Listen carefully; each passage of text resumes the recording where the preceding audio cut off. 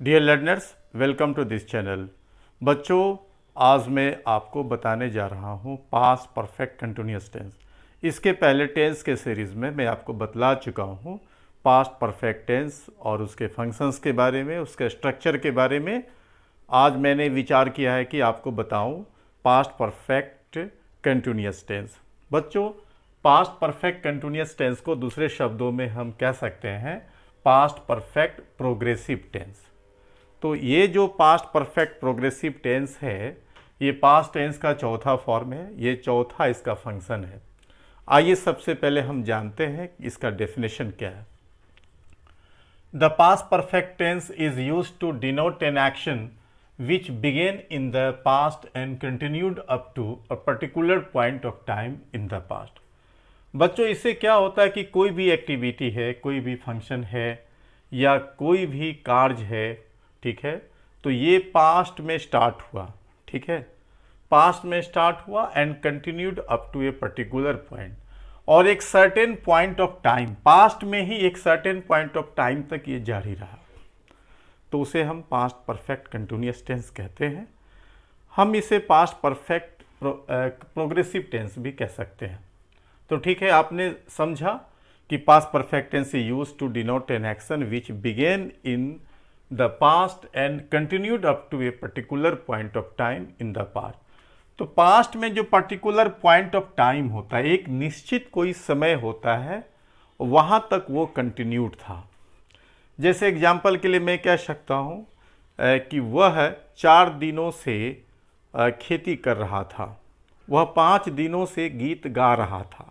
तो कहने का मतलब है कि एक्शन तो पास्ट में ही स्टार्ट हुआ, तो एक्शन पास्ट में ही स्टार्ट हुआ, continued up to particular point of time in the past, लेकिन वो पास्ट में ही पर्टिकुलर पॉइंट ऑफ टाइम तक जारी था। तो ऐसे हम सेंटेंस को पास्ट परफेक्ट कंटिन्यूअस टेंस कहते हैं। आइए हम सबसे पहले जाने कि इसके स्ट्रक्चर के बारे में। सबसे पहले सब्जेक्ट होता है।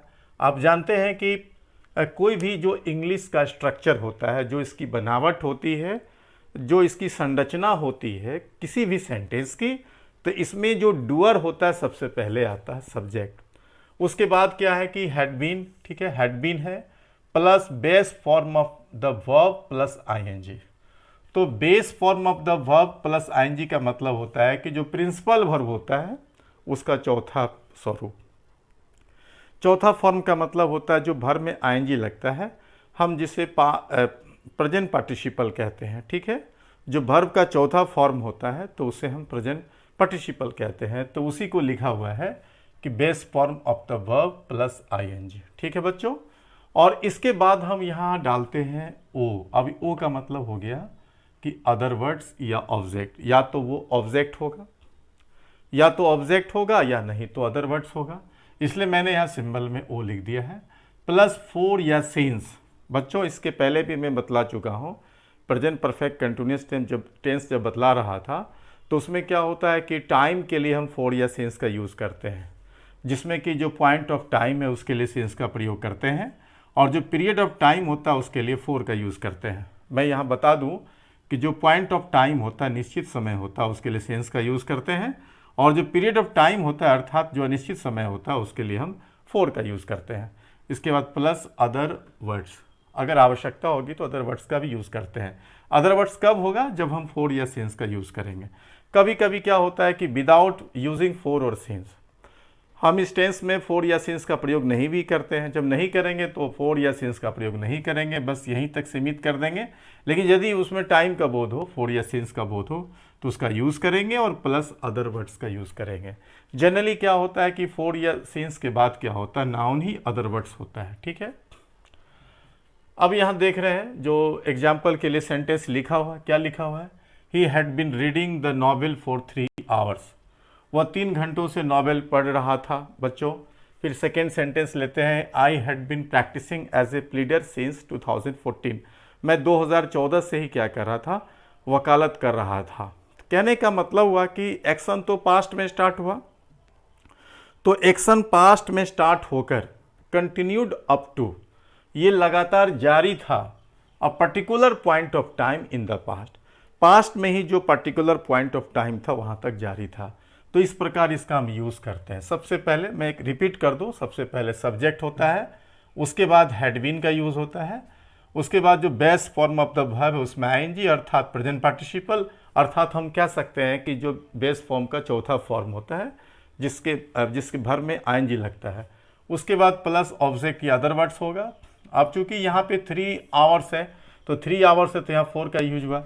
मैं पहले बतला चुका हूँ बच्चों कि यदि निश्चित समय हो, जैसे 4 अगर मान लेते हैं 4 अगर 3 आवर्स हम लिखते हैं तो 3 आवर्स का मतलब क्या हुआ? इसका मतलब हुआ कि जो 3 आवर्स में टाइम दिया हुआ नहीं है, यहाँ ये नहीं दिया हुआ है कि 6 बजे से कि 4 बजे से, निश्चित समय नहीं दिया हुआ है, इसलिए 4 का यूज़ हुआ। यदि यहाँ पे अगर हम सिंस का यूज़ तब करते जब यहाँ लिखा रहता सिंस, मान लेते हैं अगर यहाँ लिखा रहता 6 o'clock, तो यहाँ अगर 6 o'clock देते, अगर 6 एग्जैक्ट टाइम होता तब सिंस का यूज़ करते। उसी तरह से अगर हम 4 लिखते हैं तो इसके बाद मान लेते हैं अगर हम लिखते हैं कि 3 डेज, तो डेज का नाम तो नहीं है लेकिन 3 डेज लिखा हुआ है, तो ये तो अनिश्चित हुआ, 3 दिन तो है लेकिन ये नहीं लिखा हुआ है कि कब से है, मतलब सोमवार से कि मंगलवार से, मंडे से कि ट्यूसडे से, तो इसलिए 4 का यूज़ करेंगे।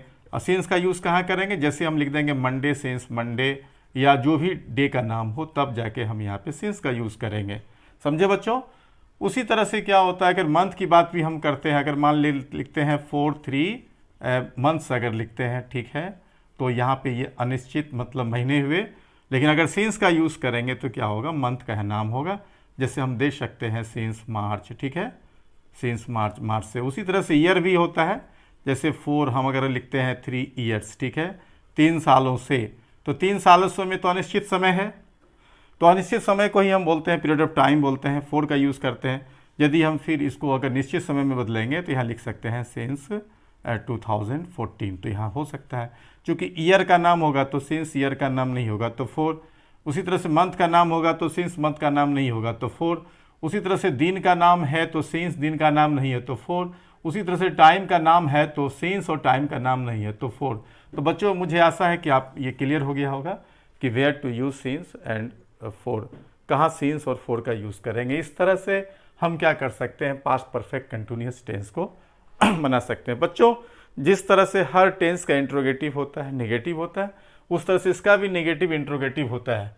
तो यदि इसका नेगेटिव होगा तो हम क्या करेंगे, सब्जेक्ट प्लस यहाँ पे हैड नॉट का प्रयोग करेंगे, प्लस बीन का यूज़ करेंगे, प्लस फिर V4 प्लस ऑब्जेक्ट या अदर वर्ड्स। अगर टाइम रहा 4 या सिंस रहा तो इसका यूज़ कर सकते हैं, फिर यहाँ पे हो जाएगा अदर वर्ड्स, ठीक है। तो ये आपका नेगेटिव फॉर्म। यदि नेगेटिव अगर फॉर्म रहेगा तब, अगर ये past perfect tense negative form में रहा तो हम यहाँ पे हैड नॉट का यूज़ करेंगे, हैड बीन नॉट नहीं बल्कि हैड नॉट बीन का यूज़ करेंगे, यहाँ पे हम बीच में नॉट का यूज़ करेंगे। यदि इंट्रोगेटिव टेंस रहा तो क्या करेंगे, हम पहले हैड का यूज़ करेंगे, जैसे हैड प्लस यहाँ सब्जेक्ट प्लस फिर यहाँ पे नॉट प्लस बीन फिर प्लस V4 प्लस यहाँ क्या होगा ऑब्जेक्ट या अदर वर्ड्स, फिर 4 या सिंस, ठीक है, और फिर यहाँ पे क्या होगा ऑब्जेक्ट या अदर वर्ड्स, और यहाँ लास्ट में क्या होगा नॉट ऑफ इंट्रोगेशन। तो यदि इंट्रोगेटिव सेंटेंस रहा, अगर इस टेंस में हमें इंट्रोगेटिव फॉर्म लिखना है तो सबसे पहले क्या करेंगे, हैड का यूज़ करेंगे, उसके बाद सब्जेक्ट का यूज़ होगा हैड सब्जेक्ट नॉट बीन, ठीक है बच्चों, इस तरह से इसका यूज़ करेंगे।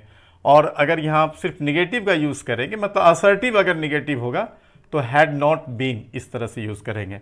मान लेते हैं अगर आपको हैड नॉट को अगर एब्रिविएट करना है, संक्षिप्त में लिखना है, शॉर्ट फॉर्म में लिखना है, तो हम यहाँ लिख सकते हैं इस तरह से हैडेंट, यहाँ पर देख सकते हैं हैडेंट, तो यहाँ नॉट साथ ही आ जाएगा, हैडेंट प्लस तब सब्जेक्ट प्लस यहाँ पे बीन का यूज़ करेंगे प्लस V4 प्लस यहाँ पे ऑब्जेक्ट या अदर वर्ड्स, फिर 4 या सीन्स, ठीक है, और फिर प्लस यहाँ पे object other words not of interrogation. आप देख रहे हैं यदि इंट्रोगेटिव सेंटेंस का अगर नेगेटिव होगा, जैसे हैड प्लस सब्जेक्ट नॉट यहाँ लिखा गया, तो ये इंट्रोगेटिव सेंटेंस भी क्या है निगेटिव में है, लेकिन यदि हम शॉर्ट में लिखेंगे निगेटिव को तो यहाँ हैडेंट कर सकते हैं, ठीक है, लेकिन अगर यहाँ नेगेटिव लिखेंगे असर्टिव सेंटेंस में तो यहाँ हैड नॉट बीन होगा, ठीक है बच्चों। यदि मान लेते हैं कि अगर ये टेंस अगर सिर्फ इंट्रोगेटिव में रहा, अगर नेगेटिव नहीं रहा सिर्फ इंट्रोगेटिव रहा, तो हम दे सकते हैं हैड प्लस सब्जेक्ट प्लस यहाँ पे बीन का यूज़ होगा प्लस V4 प्लस ऑब्जेक्ट या अदर वर्ड्स, ठीक है, प्लस 4 या सिंस और यहाँ प्लस ऑब्जेक्ट या अदर वर्ड्स, इस तरह से हम इसका यूज़ कर सकते हैं इंट्रोगेटिव। तो ये इंट्रोगेटिव अफर्मेटिव हो गई, ठीक है। और बाकी जो यहाँ दिया गया है दोनों sentence, had plus subject plus not, have been plus V4 plus object या अदर वर्ड्स प्लस 4 या सिंस प्लस ऑब्जेक्ट और या अदर वर्ड्स, लास्ट में नोट ऑफ इंट्रोगेशन। तो ये आपका इंट्रोगेटिव निगेटिव है, ये भी इंट्रोगेटिव निगेटिव है। लेकिन इसमें क्या है कि जो हैड नॉट है उसको हमने क्या किया है, ब्रीफ में लिखा है। मतलब कहने का मतलब है इसको शॉर्ट फॉर्म में लिखा है। तो शॉर्ट फॉर्म में लिखेंगे तो यहाँ पे हैड के साथ ही नॉट आ जाएगा, ये शॉर्ट फॉर्म में हैडंट हो जाएगा, इस तरह से ओ हट जाएगा, एपोस्ट्रोफी हो जाएगा। और उसके बाद ऊपर वाला जो सेंटेंस है ये आपका क्या हुआ, असर्टिव निगेटिव हुआ। मतलब असर्टिव सेंटेंस है उसमें नेगेटिव का यूज़ हुआ। और सबसे लास्ट वाला जो सेंटेंस है बच्चों, तो यहाँ पे सबसे पहले क्या हुआ कि हैड का यूज़ हुआ, उसके बाद सब्जेक्ट है, उसके बाद बीन है, प्लस V4 है, प्लस ऑब्जेक्ट या अदर वर्ड्स है, प्लस 4 या सीन्स है, प्लस ऑब्जेक्ट या अदर वर्ड्स है, और लास्ट में नोट ऑफ इंट्रोगेशन है। तो बच्चों इस तरह से आज का जो ये वीडियो है मैं इसे समाप्त कर रहा हूँ। लेकिन समाप्त करने से पहले मैं एक बात कहना चाहूँगा, यदि आप इस वीडियो को लाइक करते हैं तो अच्छी बात है, इसे लाइक करें, कमेंट भी करें। अगर आप चैनल में नए हैं तो इसे सब्सक्राइब करें। Thank you, keep watching.